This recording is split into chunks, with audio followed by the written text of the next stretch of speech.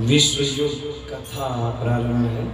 यह सुन धर्मदास निशाना, धाय धरे जिमि रंक समाना। पूर्व युग की कथा सुन करके हट्टी तपस्वी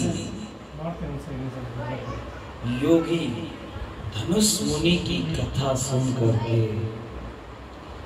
धर्मदास जी बड़े प्रसन्न हुए कि जो पूर्व का युग था धनुष मुनि वाला, अखिल युग जो था जिसमें सद्गुरु कबीर साहब पधारे और धनुष मुनि को ज्ञान कराया, हठ योग छुड़ाया और सहज की भक्ति बताकर उस धनुष मुनि को सतलोक पठाया। ये सारी कथा सुनकर धर्मदास जी बहुत प्रसन्न हुए। जैसे कोई गरीब आदमी को हीरा मोती पन्ना जवाहरात का कोई बैग थैला थैली मिल जाए, वो कितना प्रसन्न होता है। धरे न धीर चक्षु जलवारी। अब धर्मदास जी का मन धैर्य धारण नहीं करता है और साहब की कथा सुनकर उनकी आंखों में आंसू चलने लगता है। बार बार चरणन चित्तधारी, बार बार गुरु के चरणों में ध्यान लगाते हैं, दंडवत करते हैं, वंदगी करते हैं, प्रणाम करते हैं। भयो आदीन अधिक मन मोहा।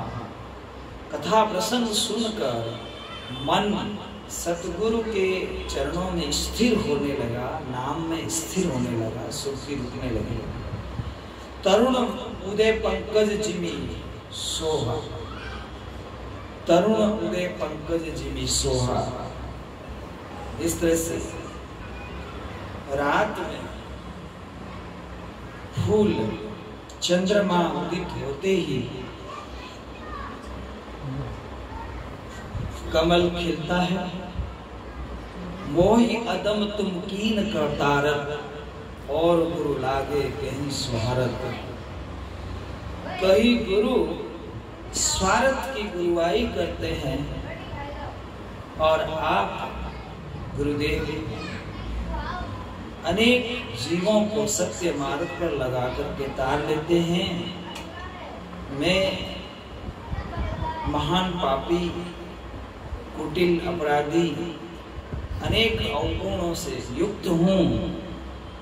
मेरे जैसे अनेक पापियों को आपने पार लगाया और निस्वार्थ आपने भक्ति दिया है।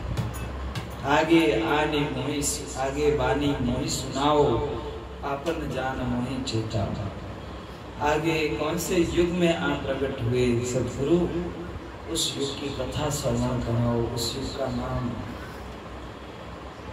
तो भासु विश्व युग प्रभाऊं, पुरुष आज्ञा निकट बुलाऊं। जब विश्व युग आया, विश्वायुग आया, उसमें सत्पुरुष ने मुझे अपने पास बुलाया। आर्य पुरुष रेवासा, सतलोक में जहाँ सत्पुरुष विराजमान है, वहाँ पर तत्क्षण गए का हम पास। मैं कबीर उनके पास चला गया। तहाँ जाए गम हम कीना, आदि पुरुष जा बैठक लीना। जहाँ आदि पुरुष सत्पुरुष विराजमान पुष्पदीप में, वहाँ पर जाकर के सत्पुरुष का दर्शन किया। आसन मार बैठे ता आपू, दर्शन पाए छुटे तीनों तापू। आसन मार कर विराजमान जो सत्पुरुष, अधर लोक, अधर दीप, अधर ही सत्पुरुष मिले और उनके दर्शन पाए। कला अनंत रूप अधिकारी, अनंत कला है उनमें और उनके स्वरूप की शोभा कैसे करूं, शब्दों से नहीं होती। कोटिन रवि एक चिकुर लजाई। कोटि मतलब करोड़ों सूरज, करोड़ों चंद्रमा की जो सब मिलकर के प्रकाश होता है, और सत्पुरुष के एक रूम के बराबर नहीं। एक रूम का उतना प्रकाश है, करोड़ों सूरज करोड़ों चंद्रमा छिप जाए। प्रथम आवाज पुरुष अनुसारा, माया पास जाए सखी हारा। सत्पुरुष कह रहे हैं कि वो ज्ञानी पुरुष कबीर, आप आदि शक्ति माया के लोक में जाओ। तीनों लोक माया कर वासा, जीवन भासदार करे त्रासा। तीनों लोक में जीव दुखी है, क्योंकि माया जो है तीनों लोक में जितने जीव हैं उन पर अपना फांसा डाल चुकी है, उन्हें भजन नहीं करने देती। ताकि खबर ले हो तुम जाई, और तीन लोक में अदल चलाई। तीनों लोक में माया अपना प्रभुत्व स्थापित कर चुकी है, और उस माया की खबर लो, और खबर मिस उसकी जानकारी, और उस माया से वार्तालाप करो। कहने का तात्पर्य माया को हराओ और हंसों को सतलोक लाओ। तब सतिहार विनय कुट कीना, साहेब आज्ञा हमको दीना। माया लग हम जाए सिधाई, वस्तु अपनी कहो बुझाई। होय आदि न जाए ते माया, सो साहेब की जे मोके दया। तब ज्ञानी पुरुष कबीर साहब सठियार का रूप धारण किए और सत्पुरुष से विनती किए कि आप मुझे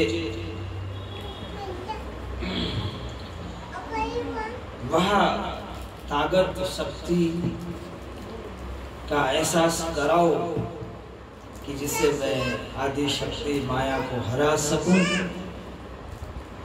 शब्द हमार धरो चित लाई, यत यही तत्व माया मुरझाई।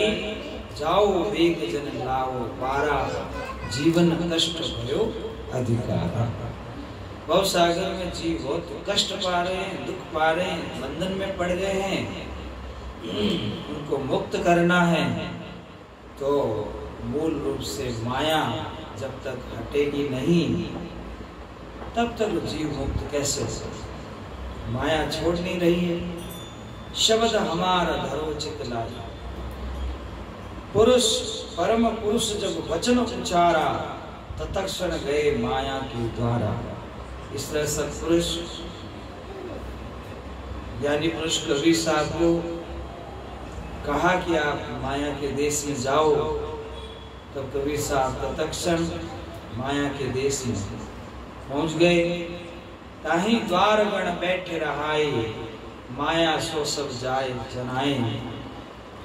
और आदि शक्ति आदि कन्या जो थी माया, उस देवी के लोक में सतगुरु पहुंच गए और उनके मेन गेट पर जो सठियार जो पौराणिक बैठे हैं, उनसे कहते हैं कि हम आपके माया से मिलना चाहते हैं, देवी से मिलना चाहते हैं।